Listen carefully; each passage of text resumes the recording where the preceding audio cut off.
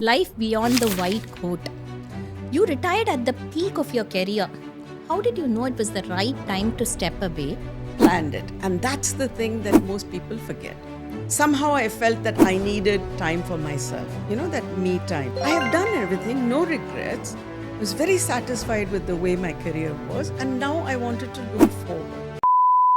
People keep talking about, the buzzword is AI.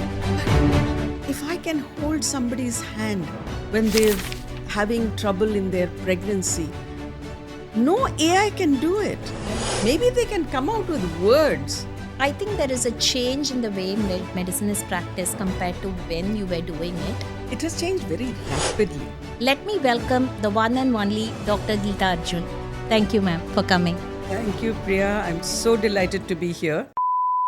An eminent gynaecologist and pioneer in medicine, She stepped away at the peak of her career to embrace life beyond the medicines, milestones in menopause are not endings. but new beginnings. A former director of Kalyani Medical Center with 31 years of service, She is also an inspiring teacher, best-selling author, administrator, and orator. a vocal advocate for healthy living, and a true perfectionist. She is someone who truly walks the talk. One word to describe life after 60. Amazing, exciting. One thing you wish women would stop worrying about after 50. Stop thinking that the whole world is focused on you. You do what you have to do. You do you. Most treasured possession in your home. Arjun. What role does dressing well play in self-confidence, do you think? Again, it's a question of how you think of yourself. I was the one struggling with my delivery. I was the one who was going through pain. At the end of it, you know what my husband said? Ma'am, he said, you looked so good at 2 o'clock in the morning. Many women somehow feel invisible after menopause.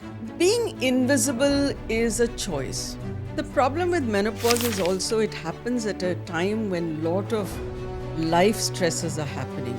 So stress is universal, but suffering is optional. There is no one without pain. So how did you navigate the shift from a full household to an empty nest? You have to learn to let go.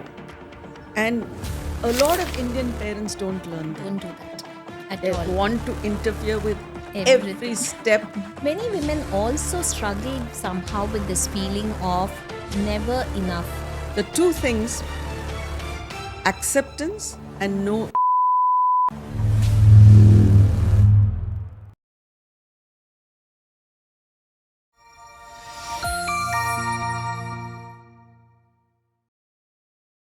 So, hello and welcome to Femiliarise. We have a very interesting episode today. Some seasons of life are about chasing dreams, goals, ambitions, whereas others are about slowing down to savor the change, but each season has its own strength. Today, we'll be talking about reinvention, self care, the art of knowing when enough is enough, and the wisdom of living fully in every stage of life. This isn't just a conversation about aging gracefully, it's about living powerfully, joyfully, and intentionally. Welcome to Seasons of Strength. Today, we are joined by a very special guest, someone who knows the truth deeply and lives it herself. Let me welcome the one and only Dr. Geeta Arjun. Thank you, ma'am, for coming. Thank you, Priya. I'm so delighted to be here. I have seen you grow from a postgraduate, and then now you're a very successful practitioner and making a name for yourself. That's fantastic. Thank you, ma'am. So first question, even as a OBGYN who is sometimes considering giving up obstetrics, will be life beyond the white coat. You retired at the peak of your career. How did you know it was the right time to step away? And how did you envision your post-60s life back then? And has reality matched up to that vision? I think from the time we were in our 40s, Arjun and I always talked about an early retirement. No specific dates, but we used to say when we have done all that is expected of us, when we have done everything that we have had expectations of, then it's time to retire and enjoy the rest of our lives. Actually, what happened was Arjun is exactly 9 months older than I. We were classmates in medical college. And he turned 60. We had big celebrations. We went out. We did all those things. And then 9 months later, I turned 60. Yeah. And we were just sitting and chatting one day. And I said, "Good Lord, Arjun, I'm also 60. And he says, "Yeah, we've got another 10 years left." And I said, "Oh my goodness, 10 years left." And we're not talking about end of life. Yeah. Right? We're talking about 10 years of being active, being able to do the things that we want to do. And definitely being a very, very, I believe that I was an extremely dedicated doctor and went through my medical career with blinkers on. The patient mattered. Patient was the first thing, most important thing in my life. And I felt that maybe I had not given enough time for my own growth. Though every year I used to set myself a goal and I used to achieve it. But somehow I felt that I needed time for myself. That me time, that we need to do something for ourselves.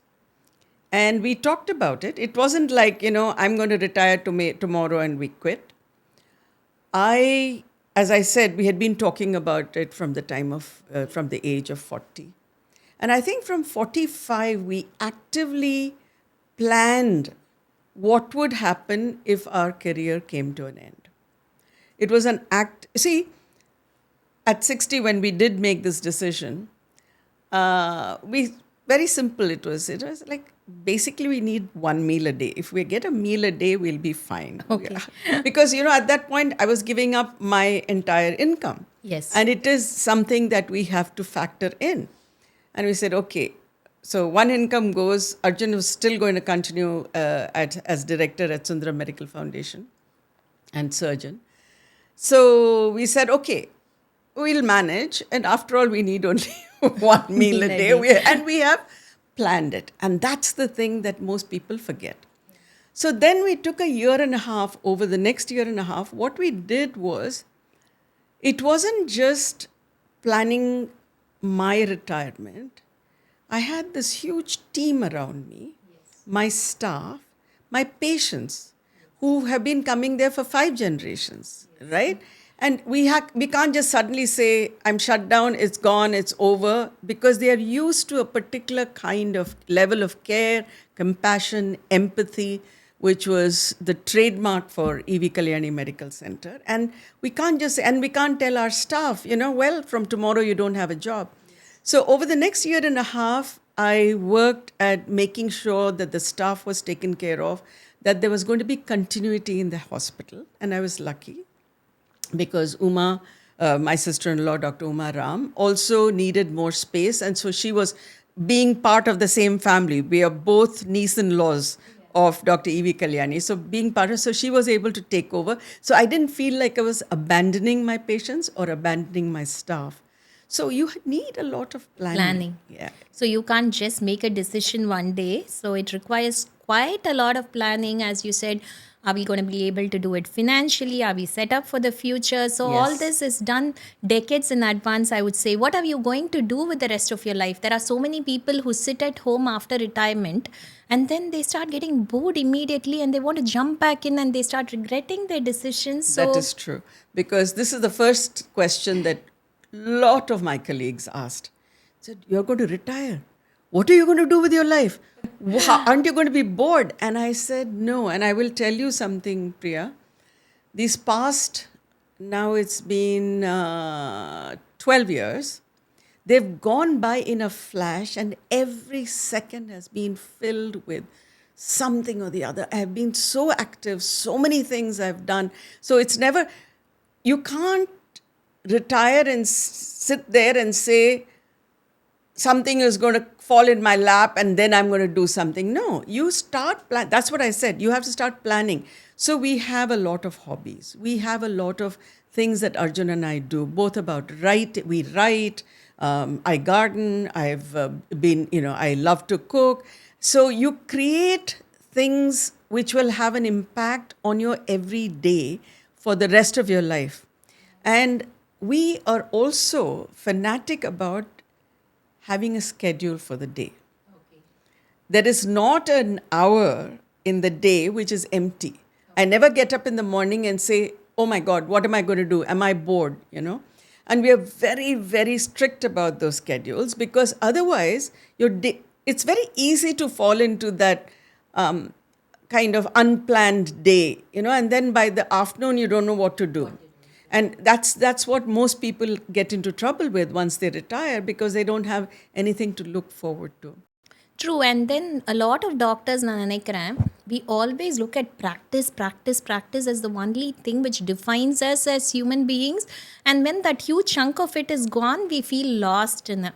But there are so many things, and if you had many other interests, things you wanted to do which gives you personal joy, then it is important to make time for that, as you rightly said. Otherwise, when we are practicing obstetrics, I don't think we are going to be able to do justice to it at all. And then, as you say, years pass in a flash, and then we can't do many of the things we wanted to. No? Because the other thing is also, Arjun and I sat and talked through this whole thing. Do I have any regrets? Do I have to say that I have not done this surgery, or I have not done this complex case? I have done everything. Because during my practice, I made sure that mine was a very varied practice. We had a very high-risk pregnancy practice. I've done most complex oncology surgery, Wertheims.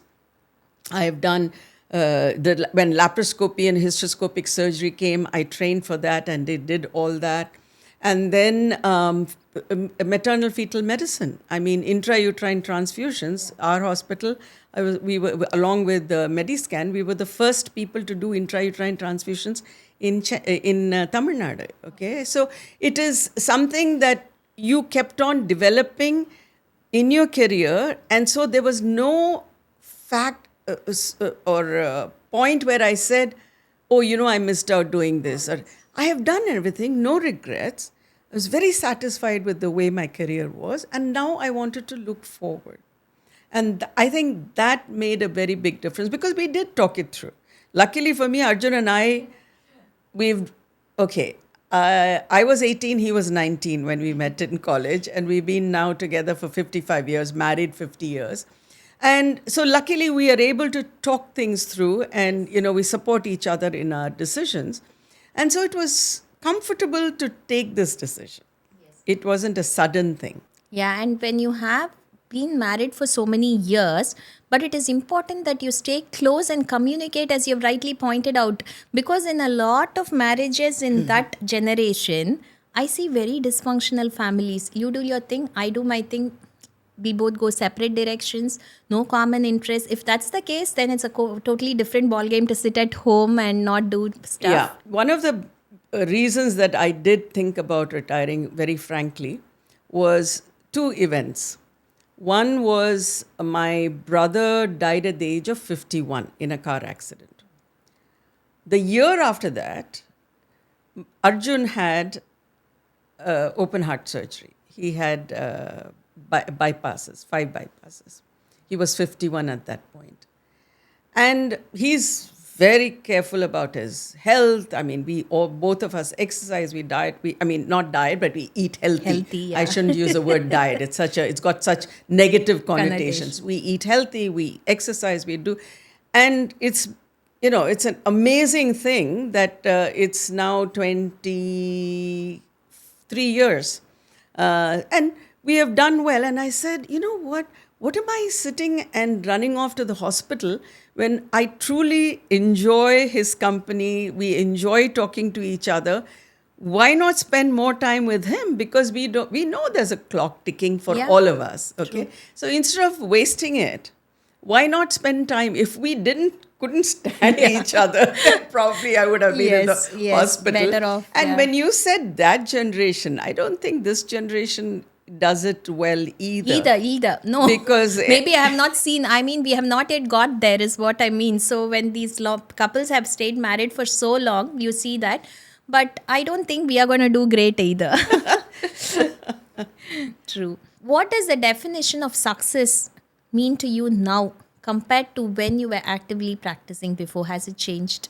I would like to say that success at this point is the love and affection that I receive everywhere from the years of that total patient centric life that I led. That is my success. But recently, when E.V. Kalyani Center closed down after 75 years of practice, it was a family decision. We all talked about it, and it has closed down as an institution.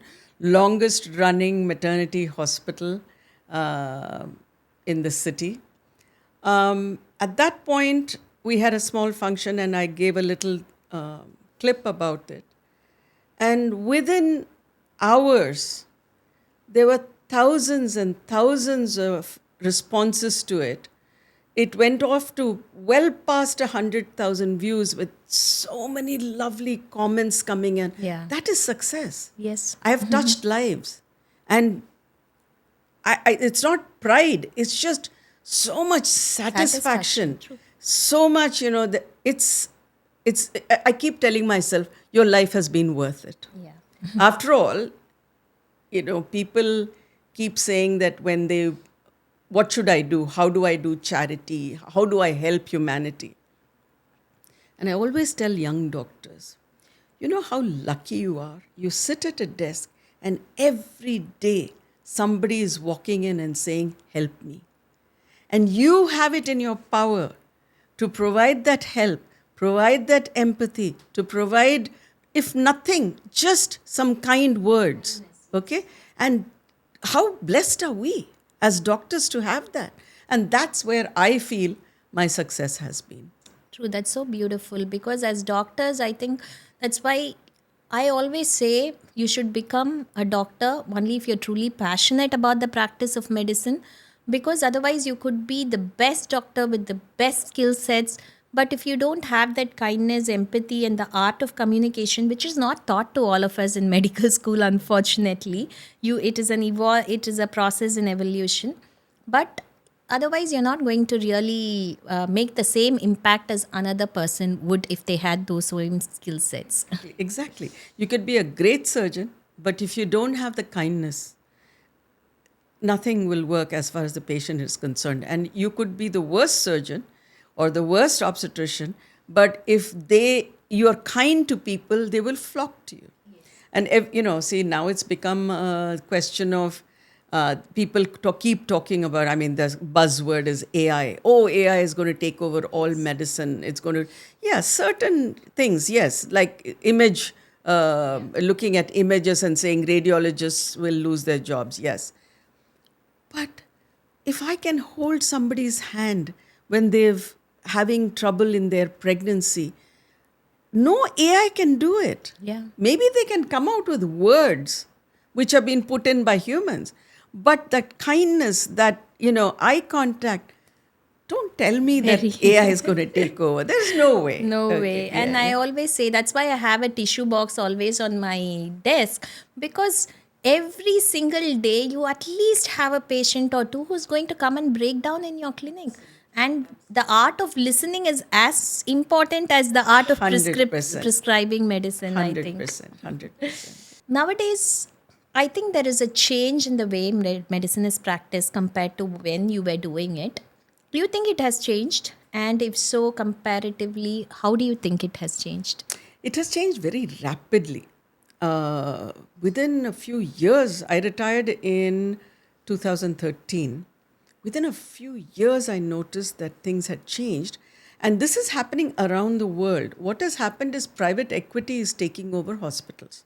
And this is the downfall of hospitals. It's going to be a downfall. Corporatization of medical of all care. hospitals. Even if it's a small hospital, they believe that the bottom line is where it's at. How much, what is the profit? What is, how much, percentage? They're talking, the administrator has more power than the actual doctor. So that way, I'm very pleased that I worked at a time where I had a rule at the desk, the front desk, reception, that if they thought that the person who had come for help could not afford it, they had the autonomy to put a courtesy stamp on their card. And so when it came to me, I knew that we were not going to charge this patient. Okay, it was very simple. And we did that, and I had that authority to do that. I had the autonomy to do that because we didn't care about whether they could pay or not. Yes. And that has gone away now because, and at that time, if it was a doctor, doctor's sister, doctor's cousin, doctor's father-in-law's brother, we did it free. We didn't even think twice about it. Now, I know when if I need any medical help, I need to go and pay all this, which was never thought of, right? So maybe in that way it has changed, and that's put a lot of pressure on doctors. But I still believe that the way you can get people to come to you as patients is not by advertising, is not by anything, but it is always word of mouth. If you do well for one person or are kind to one person, she will bring her sister-in-law.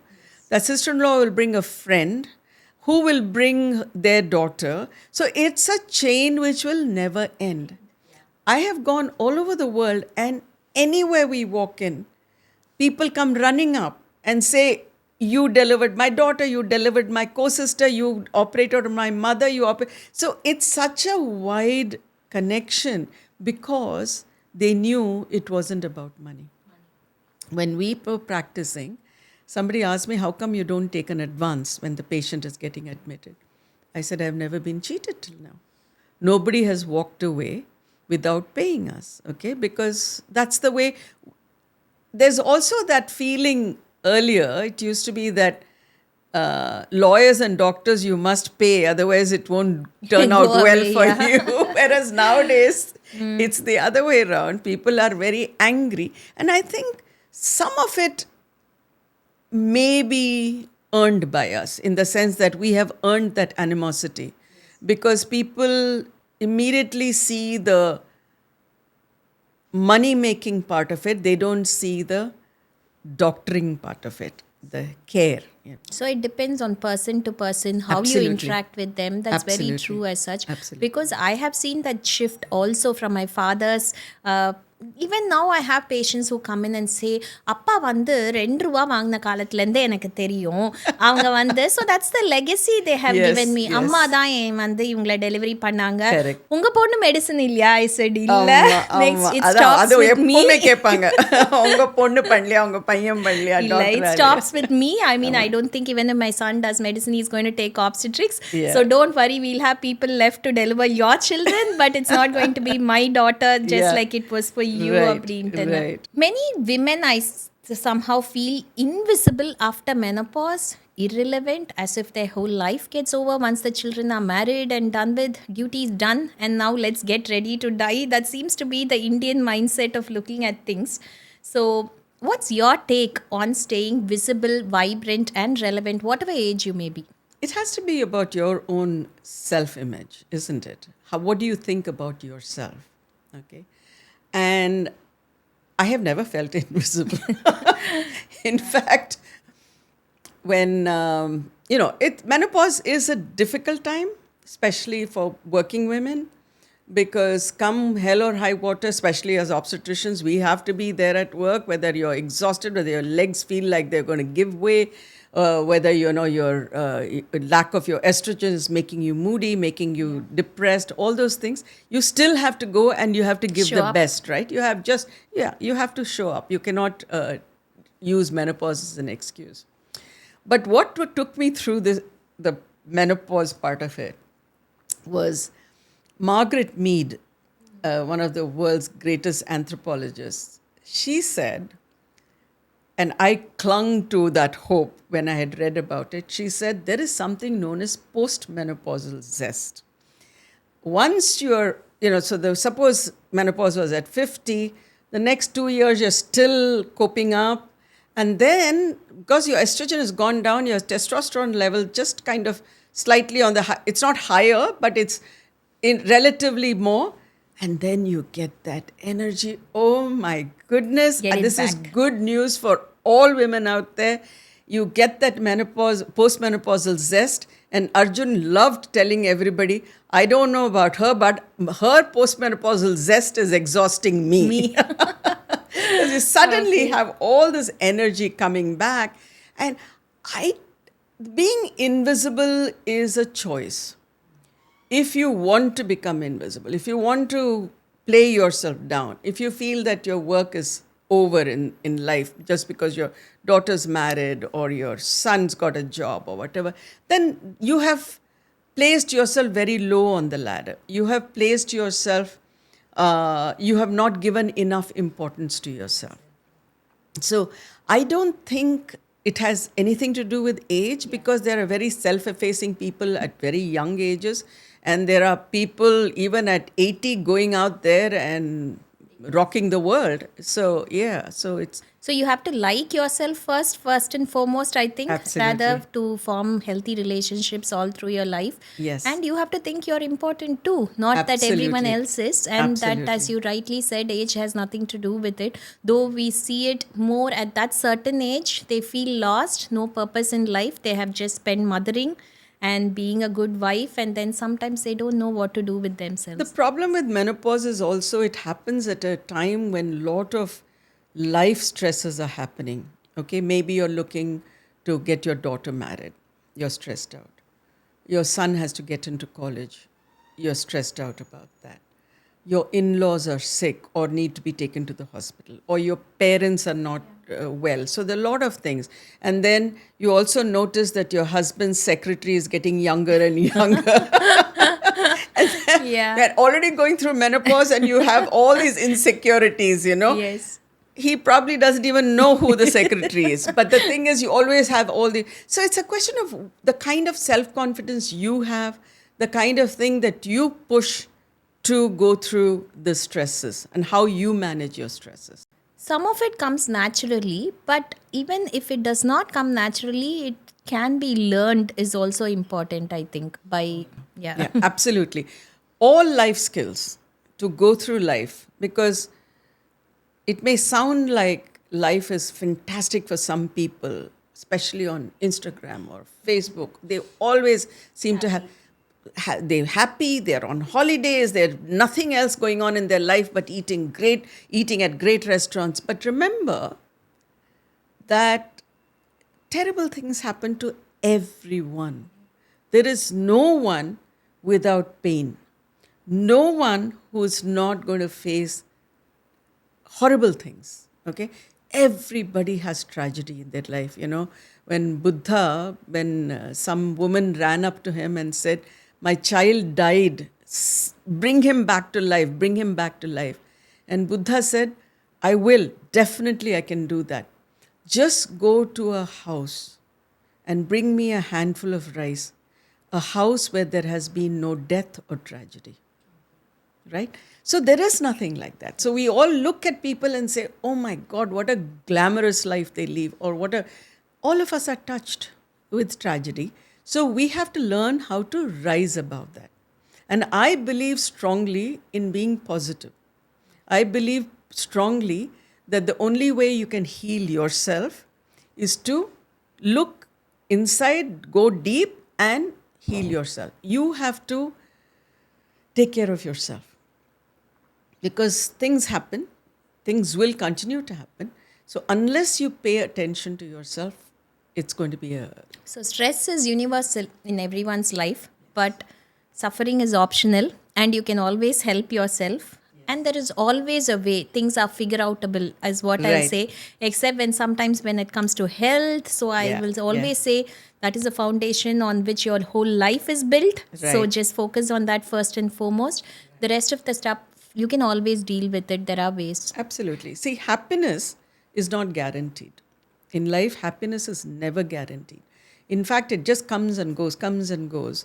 Sadness, pain is guaranteed.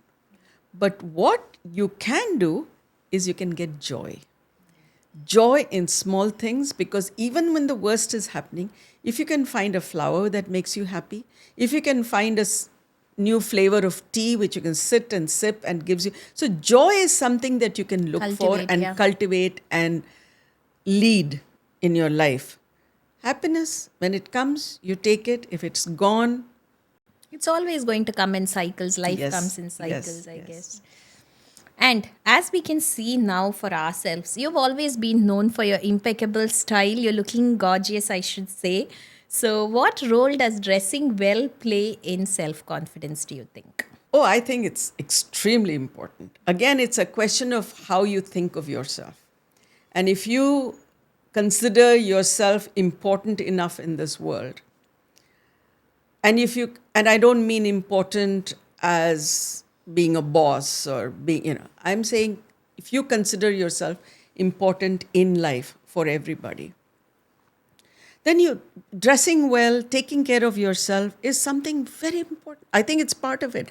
And particularly as a doctor, I think it's important that we look good for the person. You see, when even at 2 o'clock in the morning when I went to do a delivery, I didn't go with my hair unbrushed or with my sari all crumpled or in some dirty clothes. I always dressed to a T and went there. In fact, there was this woman who told me, I remember so clearly, she says, I was the one struggling with my delivery. I was the one who was going through pain. At the end of it, you know what my husband said? Ma'am, he said, you looked so good at 2 o'clock in the morning. So we all laughed, Okay. So it is important. It is important because, again, that's part of your self-image. And you need to, and I always tell doctors that. I said, if you're going to come and practice, I mean, it doesn't have to be expensive clothes. It has to be neat. It has to look good. And I don't believe that you have to spend. See, quite frankly, Priya, I set some limits in my life.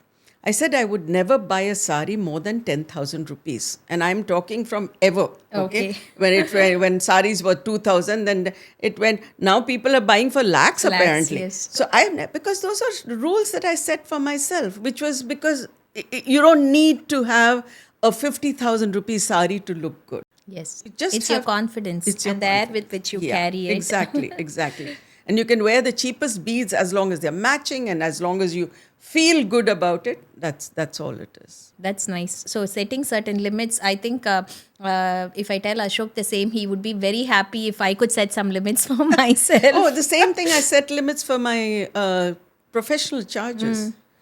When people were already had started charging 25,000, 50,000 for a hysterectomy. My maximum charge for the most complex, I'm talking maximum, there were much lower also, was 10,000 rupees. Again, till the day I retired, it was like I will never charge anybody more than 10,000. My brother was he was an excellent surgeon. He was just such a brilliant surgeon.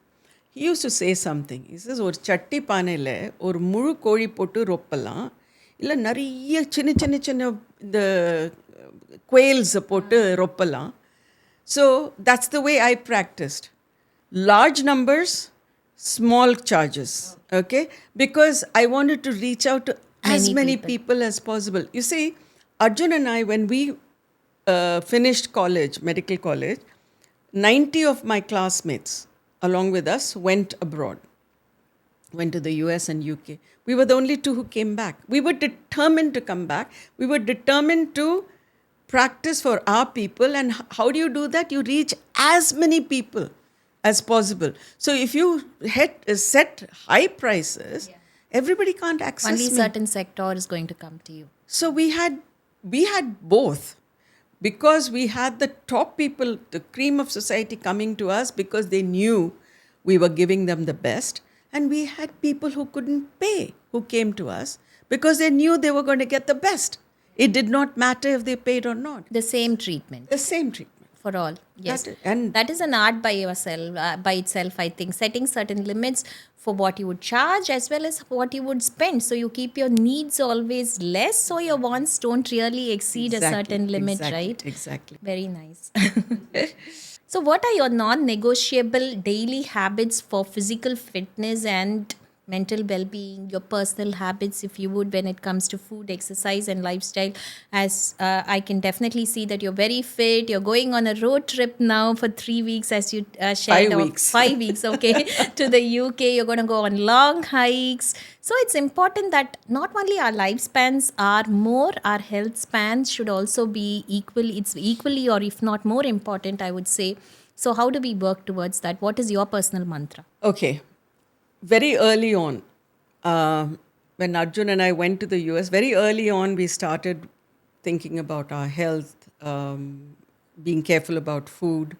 And at 35, I gave up sugar only because I realized that that was one easy way of keeping my weight in control.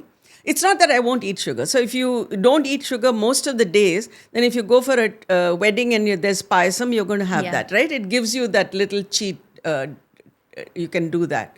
But if you are having 3 gulab jamuns a day, it's impossible, right? So you have to be very strict about that. And we've been on 2 meals a day for years and years, because we would either not have breakfast or we would not have dinner, one way or the other. And so with that, we've been doing it for a long time, for decades. Then when we retired, he retired at 65, I retired at 61. We said, listen, we're sitting, it becomes more sedentary, right? So we went on 1 meal a day. Oh. So we have a coffee, Arjun has coffee, I have a tea without milk in the morning. I do take a spoonful of sugar for that. And then in the afternoon, we wait for that 12:30 because we are so hungry by then. But again, always has been limited, right? I will have 1 chapati, he'll have 2 chapatis. Or we'll have a cup of rice, he'll have maybe a cup. He also takes only a cup. So we took this as a very definite, positive way of looking at our health, because we realized that we can't sit doing nothing and then eat as much as we want. So it's something that's important. Exercise has always been part of our lives. Walks, for sure. Till I was 65, I was doing weights and I had a personal trainer coming home, aerobics, everything we were doing. And then at 65, I realized I shouldn't mess up my joints. So stopped doing weights and stuff like that. But walks, we go for 3-4 kilometer walks for sure. That's why we are able to, when we are going to the, now for our holiday, we are going to go on long hikes and all that. And constantly being mobile. You have to be mobile. You can't just sit in one place. And that's the reason for even watching television, Priya, half an hour at tea time, only 1 hour at dinner time. No other time. We will not be sitting in front of the TV because we believe otherwise the day will just disappear, run away with you. Yeah. So that's nice. So adapting your lifestyle according to that stage of life is important.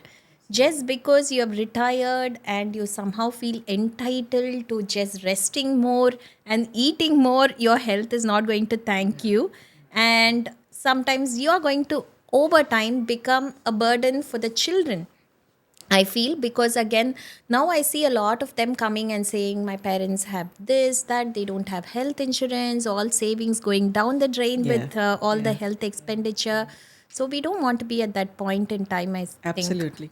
You have to adapt, as you said, for every season of your life. You have to be sure about this thing. And that's the other thing, that everybody should take. It doesn't have to be huge amounts of money, okay?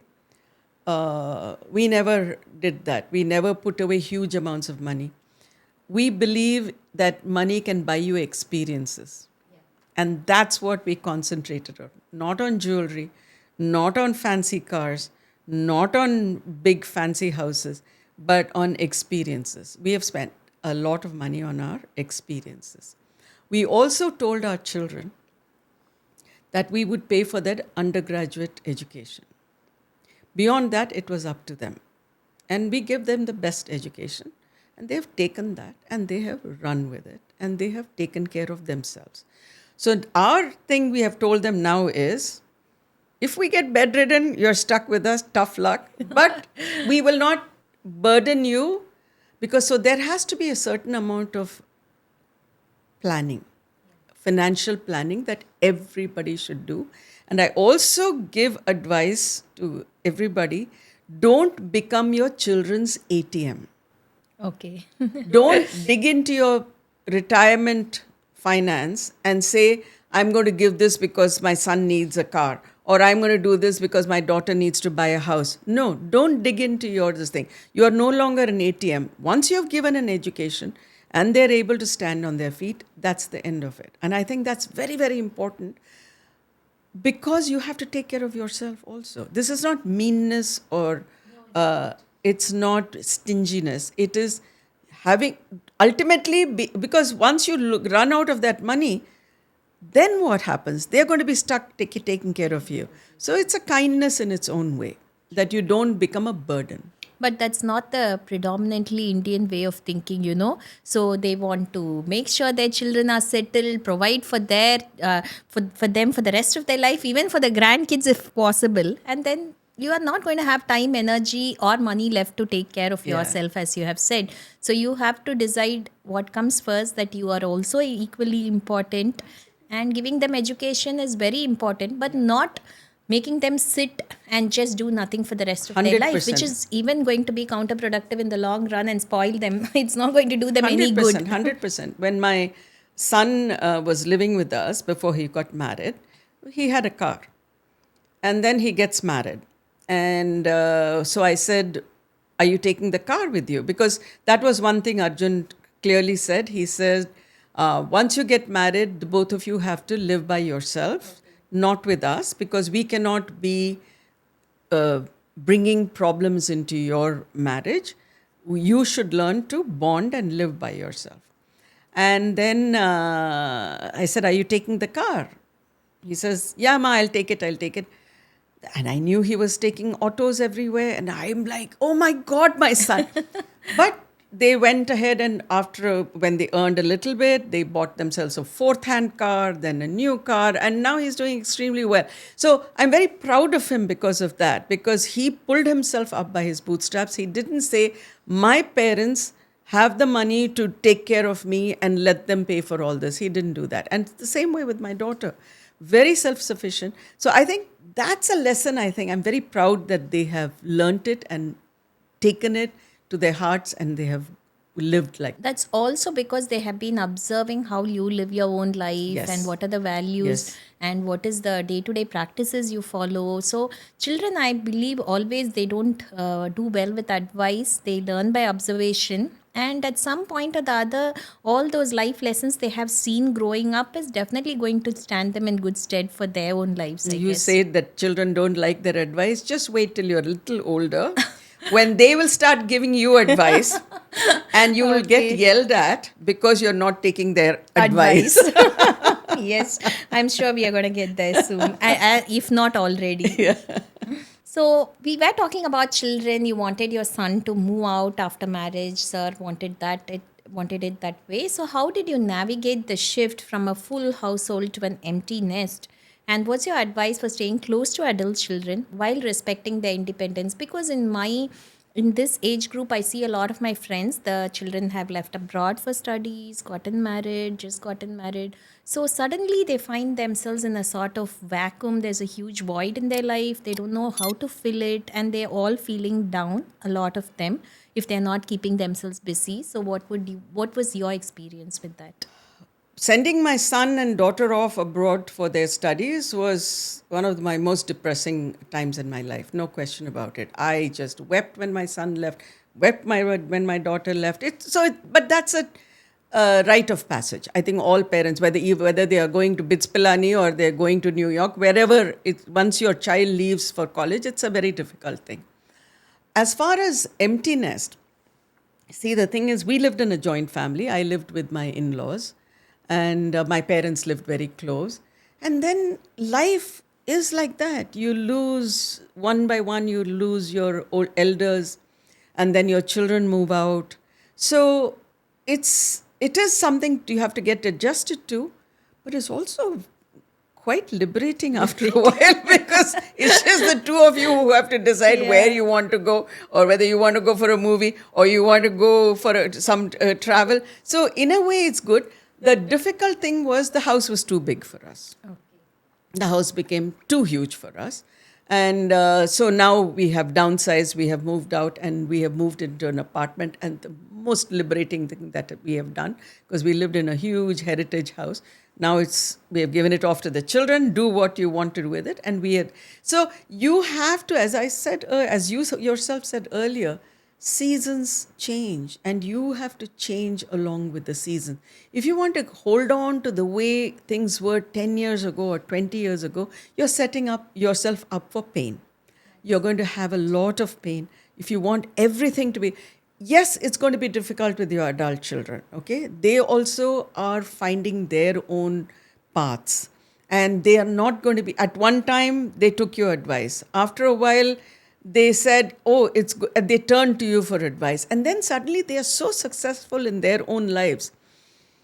You look at them and say, my goodness, this is my son. This is my daughter. They're doing so, and they are adults, right? Now, they're both in their 40s. So you have to learn to let go.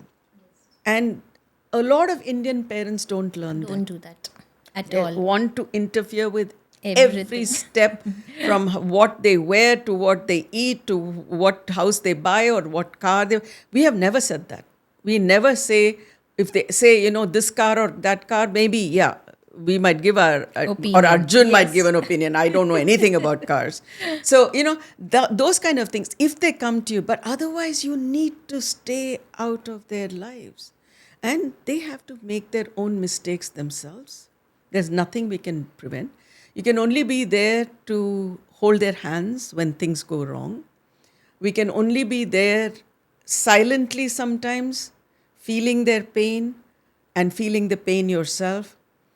That's all you can do. And I think unless we as parents, and this whole thing about we are all baby boomers. Arjun and I are in the baby boomer. You guys are all in the millennials. Okay, you're all probably, or millennials. Before that. Before that, maybe. At least Before my that, children yeah. are millennials. Yeah, not me. And they're all, this constant, this thing that we don't know anything, and we look at them and say, why are they living their lives like that? So that will be there. That Always. little, That generation shift will be there. Yes. But as long as we learn, as you have said, that it is their life.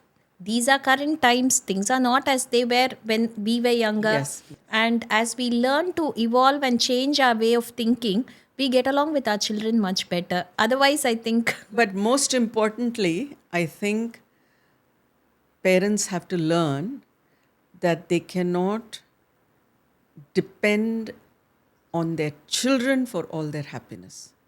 If you entwine your life so much with your children, and when they do move away, and they will, okay? There is a famous saying that give them wings to fly and roots to come back to. But there's also a funny saying which says, you give them wings to fly, let them soar, and they go away. But if they sit at home, eat your food, expect you to give them your credit cards, and expect everything from you, you either married it or gave birth to it. Okay? True. So there's also that part of it. So don't get bound down. At the same time, don't make them the only source of happiness that you can have. Places a lot of expectation on them, and then when those expectations are not met, a lot of disappointment and strife in the relationship, I would say. So as a parent and mentor, you mentored so many countless doctors, I'm sure. What's the most valuable life skill you believe the next generation needs to learn?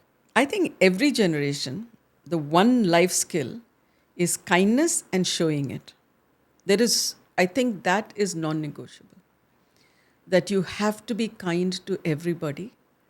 The kindness is not predicated by who the other person is, the recipient of your kindness.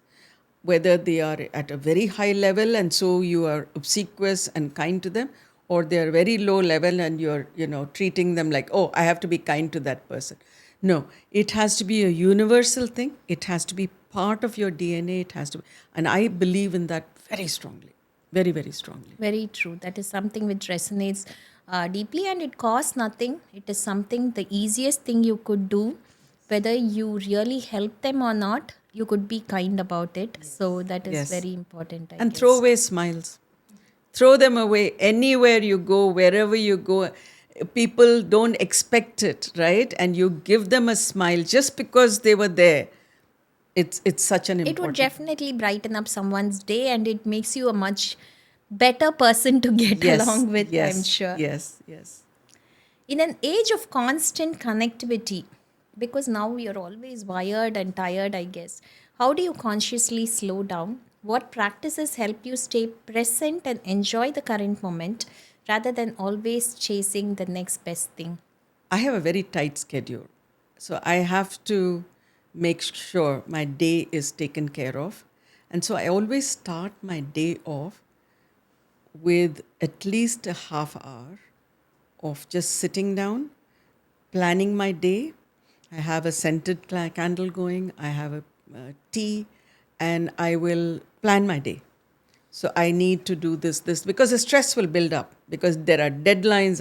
I'm writing books, so I have deadlines. I have people to meet. I have people to talk to. So many things that build up. So I give myself that half an hour of me time, just calming down, starting the day. And I have not read a newspaper in the past 35 years. I gave that up as one of the first things for self-care and self-healing, because you start off the newspaper with pain and anger and angst and anxiety and so worried about the world, what's happening to the world. That just messes up your life. All negative emotions. Totally. So I have not read a newspaper in 35 years, and the important news will come to you. Yeah. It'll reach What is you. concerning you will come to you. It'll come to you, and that I'm not even worried about. And so I believe that this being constantly tied to a device is very, very wrong. It's very wrong. So I give myself 3 hours of not looking at WhatsApp. These 3 hours I will not look at WhatsApp, and I won't look at my Insta, and I won't see how many responses I have to my reel. And then I'll be working or I'll be doing something else. So you have to, unless you have that self-discipline, that's all you will be doing. And it is so sad how children, it's such an easy thing to give a child this and say, whereas we all read. We got books, and that kept us going for hours and hours on end. So yeah, that's how you have to be self-disciplined. And probably before they are self-aware and a certain age, limit what your child is watching and limit the time Yes, also, because 100%. otherwise that is a whole topic by itself, I guess. Yes. How do you decide what to say yes to, and more importantly, what to say no to, which is equally important in this era? We are always busy being busy, I guess. And that's why we don't find ourselves with enough time. Because when the patients come, they say, I don't have time to exercise. And then I will say, yes, show me your phone. Let me look at your screen time. We all have to make time. No one finds time as such. So how do you prioritize? So during my practice, when I was practicing and I had a very busy schedule, I also, as you know, lectured a lot. And people would call, you get calls from every society in, OBGYN society in every state, and they all want you to come and talk. I was very picky and I would not say yes to, because if you did, you'd be out every weekend. So my priority was the hospital and my children. We had no other social life. Arjuna and I had no other social life other than our children. So it was the hospital where it was 100% focus. And then when we came out, it was only the children. We did everything based on them, their holidays. When we used to go, if we did get called for a weekend to a conference where we couldn't say no, they would come with us, because that gave us 24 to 48 hours with them.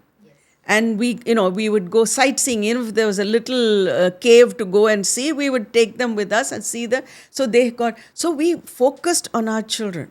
It was 100% focus on our children. And so that's where you say no. And even on a day-to-day basis, you absolutely have to schedule. You have to say the half an hour that I do my stretches in the morning, non-negotiable. I'm not going to pick up the phone at that time. I'm not going to look at anything. I'm going to do my stretches. The 45 minutes we go for walking, yes, I will have music on or I'll be listening to a podcast. That's fine.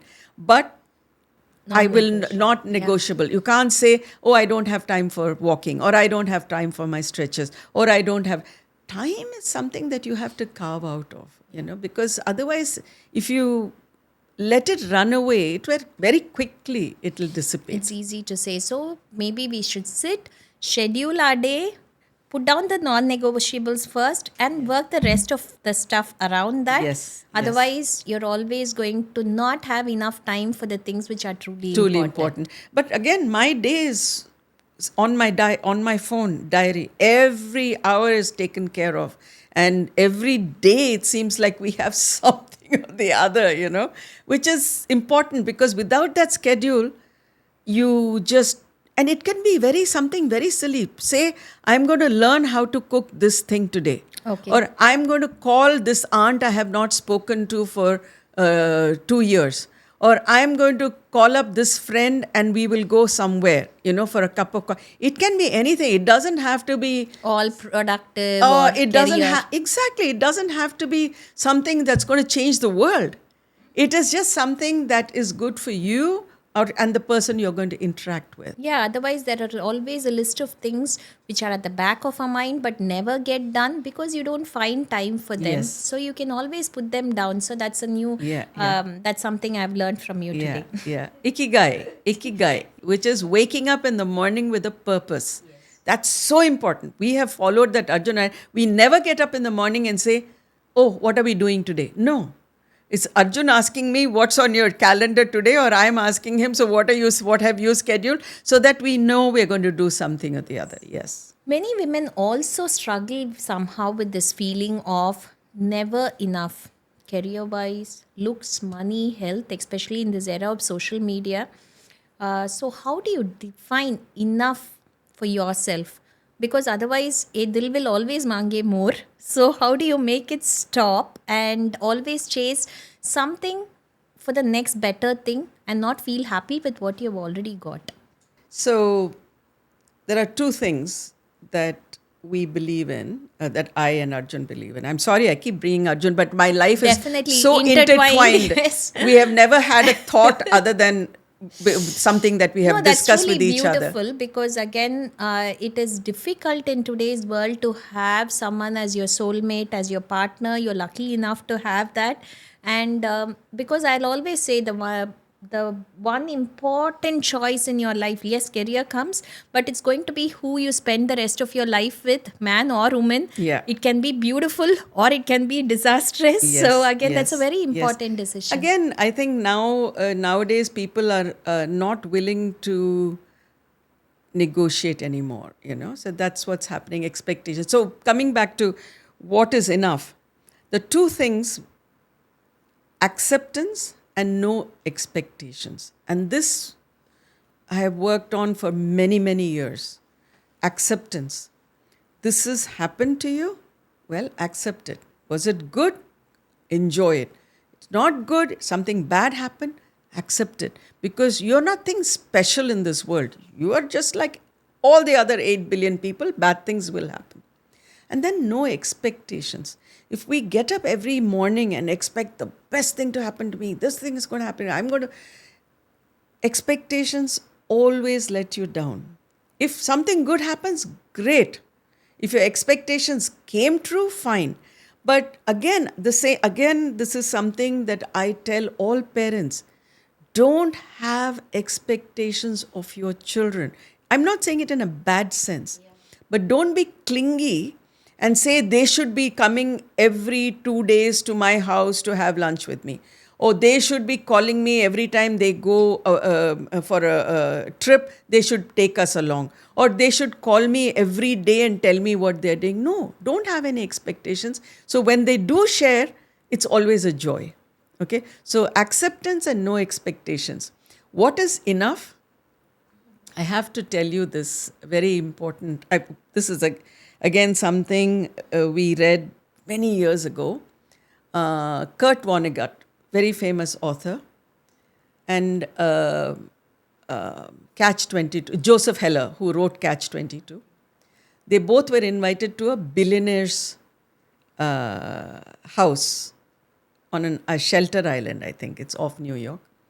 And when they were walking around, Kurt asks Joseph, he says, aren't you jealous of all this that this billionaire has?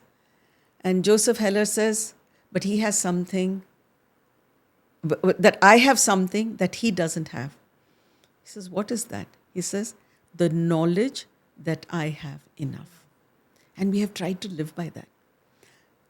Everything, whatever we have, it is enough. Because there is no end to greed or the end to asking, I want this, I want that, I want a necklace which goes from here to here. I want Neeta Ambani's emeralds. There is no end to it, And quite frankly, Priya, there is no baggage allowance when you Upstairs, go up. No baggage allowance. So if you have it, but this is something, it's part of luckily I had this as part of me. If something breaks, I don't get upset. If I lose something, I don't get upset. Because, okay, this is it. This is the way it was meant to be, and it's gone. While you had it, you enjoyed it. So that's fine.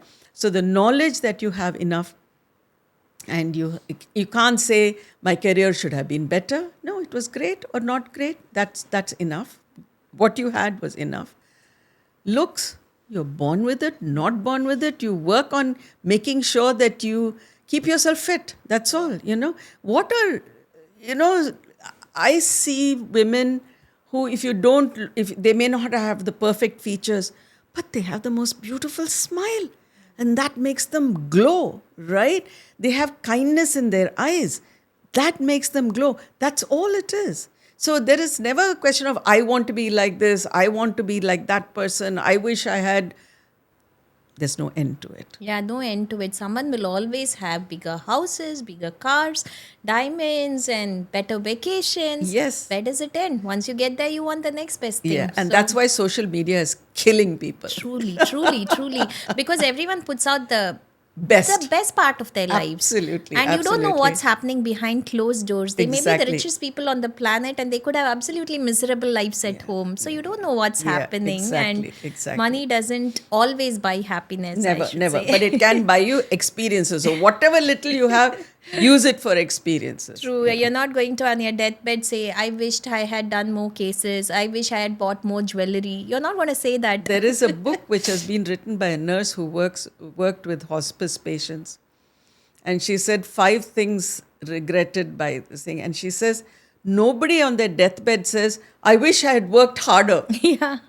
They always say, I wish I had spent time with my children. I wish I had taken more vacations. I wish I had taken better care of myself. So there are regrets, but nobody says, oh, I wish I had done 15 more cesarean sections, Yeah. 50 more hysterectomies. Nobody's going to say that. So, Material possessions are good, but you shouldn't get yourself really attached to them. Absolutely. And as you Absolutely. already said, instead of buying material possessions with the money, if you buy experiences, it's all going to stay inside your brain and you can carry it with you also. absolutely. How has your definition of ambition changed since retiring? Because I know you are a sort of type A personality, go-getter. You're not going to be happy just sitting back and not doing anything. I don't see you as that kind of person. I think so. So how do you make peace with unfinished goals or the road not taken? And how has your definition of ambition changed? I don't think I have any goals not met. Because even today, if there is a goal not met, I go get it. It's not that there is a greed for having to do something. But there's also that if I have not done something, let me find it and let me do it. If I have not had this experience, let me go and get it, right? So I won't say that things have, that especially a road not taken, If there's a road not taken, I'm finding it and I'm going on it. Okay. Okay. Yeah. So that's what keeps my days and my months and my years happy, is because always looking for the new experience, always going for it. Because nobody is going to come and say, I'm going to make you happy. You have to say, what makes me happy? And it could be a small thing. It could be, I'm crazy about plants and gardening. And if one little lemon comes on my plant, oh, that's joy for a month. Okay. So you find the goals that you need. So making that particular plant flower, that's your goal, you'll be happy because you will ultimately do it. So So I don't think there is something like that. So your ambitions will keep changing. It could be small, it could be big, it need not be world changing always, but it is going to be life changing for you. Whatever gives you happiness, you should do it. That's nice. And I know you travel a lot. How has travel enriched your life? Oh, I think travel is the most important thing that people can do. One, you meet people, and it's not travel. We never get onto a bus and go Yeah, the check off coach and things, everything. right? We get there, we get in. Nowadays with Airbnb, it's so much more easier. You live within the community, you live within the culture, you eat their food. This is what I don't like about Indians who travel, who will go to a very beautiful place with amazing food, and they say, can we have an Indian restaurant? Can we Yeah. have dosa? Please eat it here in Saravana Bhavan. Why do you want to go to Japan or Italy and look for Indian food? So you go there, and I believe, and I'm a foodie, I love food. So I will try out everything that culture can offer me. We also interact with people there, because you find when you travel that humans are humans everywhere. You go out with your heart open, you will find people who will take you into their hearts. So traveling is extremely important. And it doesn't have to, we don't do 5-star hotels at all. Never. Because that's whether you usual thing. It's the Everywhere. usual thing everywhere. Whether you are in Paris or you are in Rome or you are in Georgia or you are in China, it's the same hotel. So we look for local hotels, local Airbnbs, local homes, homestays. That's what lets you meld with the culture. That's nice. And so that I think travel also, as you said, gives you a lot of, it's a learning by itself. Yes. It makes you more progressive is not the right word. I would say it also makes you, your perspective to life changes, Totally, broadens. totally. And so And you know. realize that humans are humans everywhere. They're not different.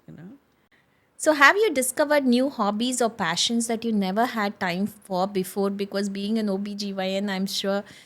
Actually, not. I always believe that you have to have those hobbies very early on. And we did do that. Small amounts of time for my gardening, for my cooking. I have been very experimental with cooking for a long time. Didn't have that much time. Writing, again, that's a big chunk of my life. Writing textbooks.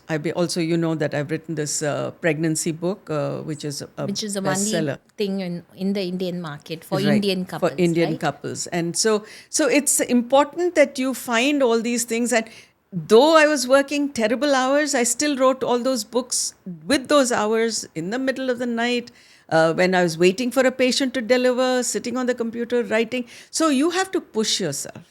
Okay, nobody is going to come and say, here, it's on a platter, go do it. You have to push yourself to the maximum. See, I believe you're born and you die. I don't believe in afterlife. I'm going to fill this life with as much as I can. So those hobbies that you're talking about, I've been doing it for a long time, much more time now. Much more time. I'm able to spend much more time with gardens, going to museums, collecting art.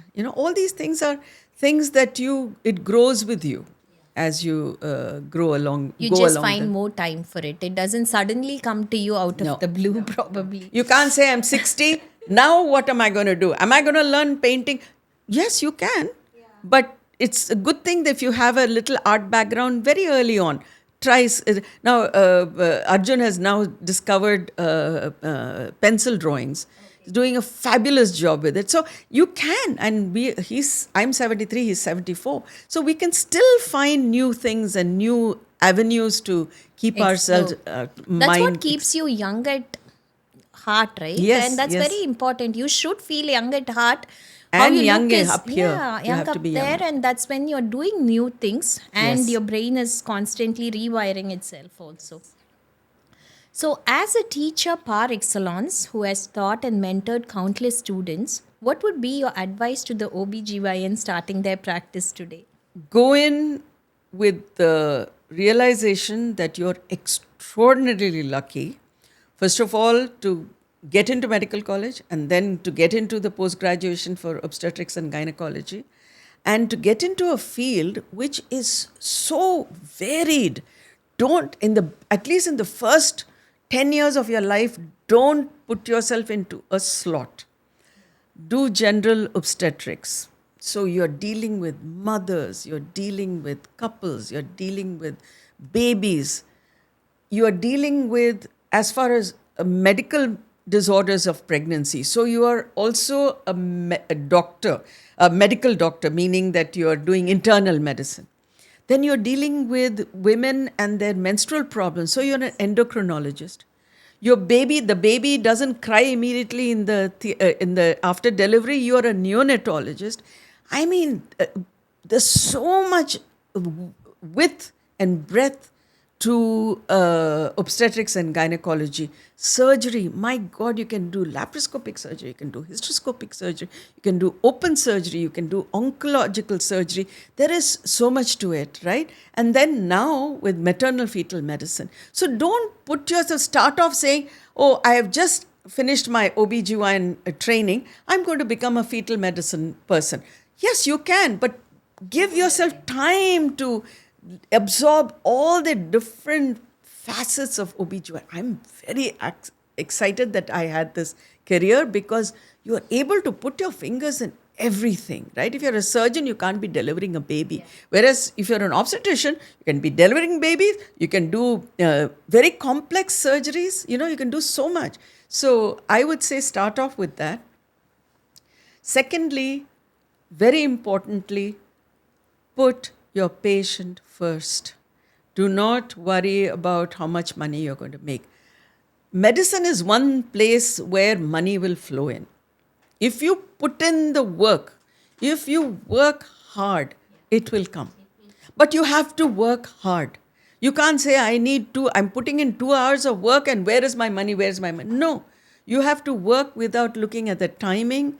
We were talking about this earlier just before my retirement, when OBGYN registrars started coming, we always had registrars. And we had registrars who worked like we did. They came in the morning and they didn't say, when does the day end? Yeah. But now people come and say, what are the timings? I said, you're an obstetrician. There are no timings. Babies come in the middle of the night. So you walk into that, then you can, over 10 years or 15 years later, start trying to get more structure into your life. But that's I think you're going to enjoy the width of obstetrics and gynecology before you put yourself into a little cage and say, I'm going to do only this. So don't slot yourself into one bracket. Yeah. Yes. So that's when you learn what you really like, what gives you joy, because ultimately it's a hard profession with no work timings, as you have said. Yes. Work-life balance is very difficult. It's not undoable, but it is difficult. So you need to be really passionate about what you're doing, and to find what you're passionate about, it takes some time, as you have said. Absolutely. So moving on to the rapid fire section, one word to describe life after 60. Amazing, exciting. A place which you think speaks to your soul. What I believe, there are thin places in the world where if you go, the distance between you and the rest of the universe is very small. So there are very beautiful places that you find in your travels or even in your backyard, which gives you some connection. All of a sudden, you're connected to the universe. And I believe those are certain places I have found in yes, in the Nilgiris, in Yerkad, in Kyoto, in Morocco. And you are there, and then all of a sudden, you know that you're connected That to the rest of the connection is universe. there. Yeah. What I call thin places. Thin places, is it? It's a new term. There's a very small gap between you and the universe. Any travel destination still on your bucket list? And I don't like calling it the bucket list somehow. Maybe your dream list. Do you have an hour? I can give. I have so many places to go to. Okay, next. Yeah. Next, So, I would yeah, say. I told you we are going to all these areas of outstanding natural beauty in the UK. Then I want to go to Georgia. I want to go to Yunnan district in China. That's the top three right Top now. 3 right now. One skincare product or tip you would swear by, because again, you're looking amazing, I should say. So again, at 70 plus, we all would like some tips on how to take care of our skin better. So I have said this to people all my life. At 20, 25, this is what I started. At 25, start using a simple moisturizer on your face. Okay. Because that's the biggest problem. Most people do not take care of their skin because they don't put a moisturizer. Okay. So use a moisturizer always from the age of 25. You can't say, I'm going to start at 45. Your skincare routine has to be. Always use that, and use it twice a day, because every time you're going to go out, put on some powder on your face or makeup or whatever, that first thing has to be a moisturizer. I believe that in that stress. And then also choose your mother rightly, the correct mother, so that genetically you get good skin. True. That's when people ask me, you have such good skin. How a lot of it is genetics, right? course, I say, of course. have you seen my mother? Have you seen how her skin looks at 70 plus now? I know, So I'm Kandama is blessed in the gorgeous. genes Yeah, department, I absolutely. should say. So one habit you would never give up. Reading. One thing you wish women would stop worrying about after 50. So there's a very famous saying that at 20, we think everybody is looking at you, is talking about you. At 40, you realize that you don't care about what they are talking about or thinking about. And then at 60, you realize that nobody was talking about or thinking about you Yeah. at all. Okay? So Okay. stop thinking that the whole world is focused on you. You do what you have to do. You do you. That's what I Yeah. tell everybody. Just go ahead, don't worry about what your in-laws are going to think. Or that's a very Indian thing, isn't it? What will they say? What will they say? Don't worry about what they say. Do what's right for you without hurting people. Yes, true. Don't What your harm heart people. says Yeah. or your conscience says is good for you. One habit every woman should start before menopause. Exercise and be very careful about what you eat.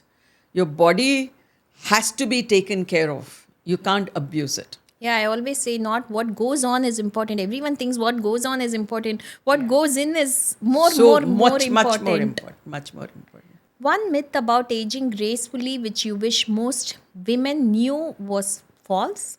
Aging gracefully. Oh, yeah.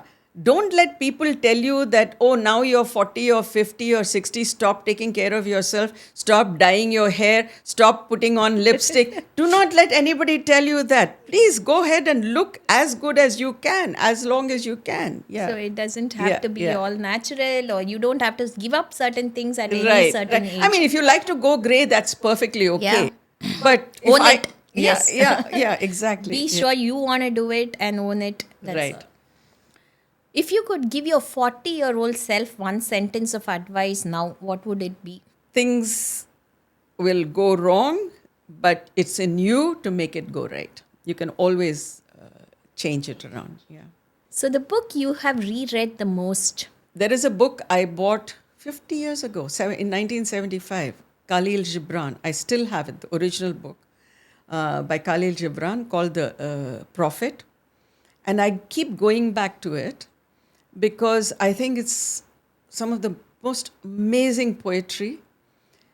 And it seems to have an answer for every situation I find myself in life. And I strongly recommend, you can open any page and read 4 lines, 5 lines. You don't have to read the whole book at a go. I have read all of it, but I will just go and I'll open it up and I'll just read 4 lines of it. It seems to have all the answers that life requires. You know, sometimes when you're lost and you just open the book, That's a book that I would recommend highly to everybody. The Okay, I have not read that, so I'm going to go and order it today. The Prophet by Khalil Gibran. Okay. Most treasured possession in your home? Arjun. I shouldn't call him my possession. I shouldn't call him my possession. Our artwork. We have been collecting art for a while. Okay. Paintings, original paintings, yeah. Morning person or night owl? Oh, very definitely morning. Morning. Very definitely. But it changed. I mean, as obstetricians, we all had to be those 4:30, 5:30. I mean, all from the age of 16 when I joined medical college, it's been you had to get up at 4 and 4:30 and all that. And I've discovered staying in bed till 7:38 after retirement. The first few years I was very guilty, but now I Enjoy it. owned it and enjoy it. But very much a morning person. Best work gets done in the morning. The most liberating thing which you think is about growing older? Most liberating thing, basically you don't care about what others are doing. And I think the most liberating thing for people, I believe, is to accept your mortality.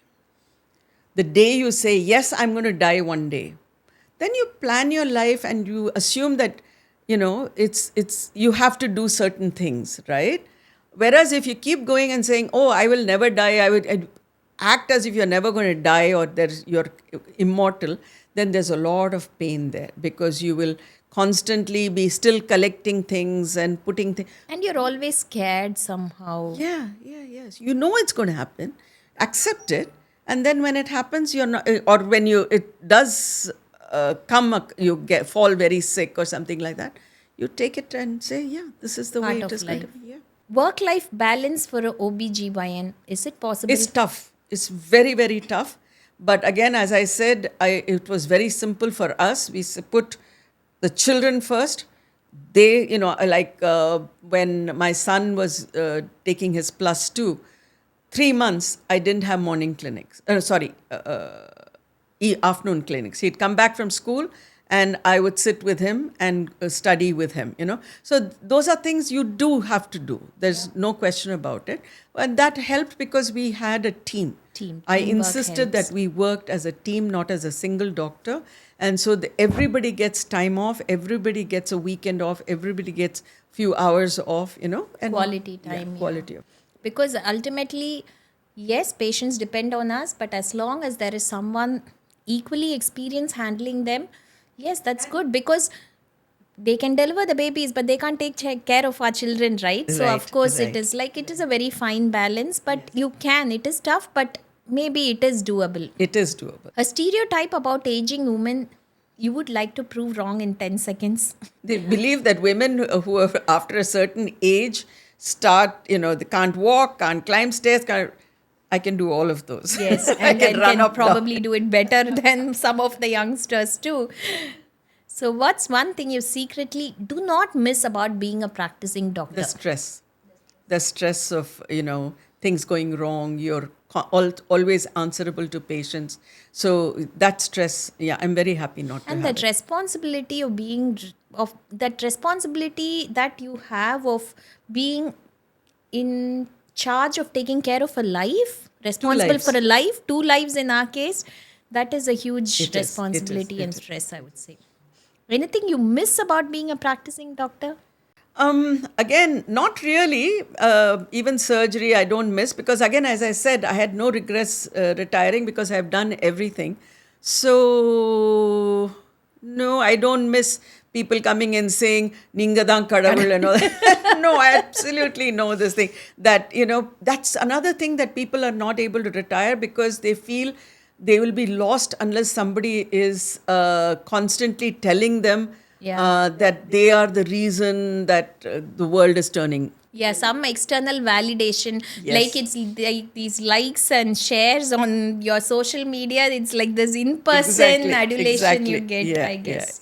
Last but not the least, if you wanted to tell every woman listening one truth for living a happy life, what would it be? The first thing is, do not have too many expectations, but when you do, because if you don't have too many expectations, then you will find that life is much better. I mean, don't put yourself backwards and say, I don't have any expectations, so let life go on. No, you go get what you need to do, but don't set yourself up for disappointment. Secondly, be assertive without being unkind. Go get what you need, what you want, without harming others. So these are things that you have to put forward. That is, you're important, but not at the expense of other people's happiness, or you don't put them down. You don't have to be ambitious by pushing other people down. Kindness, and I tell everybody, my religion is not harming others. Primum non nocere. Okay. Absolutely. First And I foremost. don't mean just as a doctor, but as a human being, try to not harm people. That's the only thing. You are going to hurt people without your knowledge, or you even knowingly sometimes you hurt people. But if you decide that I am not going to knowingly harm people, I think you'll live a much better life. Okay, that's sound advice indeed. So thank you so much, ma'am, for joining us today and spending so much time. I've really enjoyed our discussion, and I'm sure it will be a lot of enlightenment for other people as well. Thank you for sharing your life experiences with us. Thank you, Priya. Thank you so much. It's been a delight. Always love interacting with you. Thank you, Always. ma'am. That's a huge compliment and one I will treasure. And if there's one message to carry from today's conversation, it's this. I think we need to move from FOMO, fear of missing out, to JOMO, joy of missing out. So every season of life has its own beauty, own lessons, its own strength, whether it's parenting, navigating an empty nest, or finding stillness in a fast world. Wisdom lies in embracing change and not fearing it. Dr. Geeta Arjun's journey reminds us that success is not only about achievements, but also about knowing when to pause, when to let go, and when to simply live. So, wherever you are in your season, honor it, lean into it, and find the strength it holds for you. Until next time, as always, stay curious, stay kind to yourself, and let's keep the conversation going. Thank you.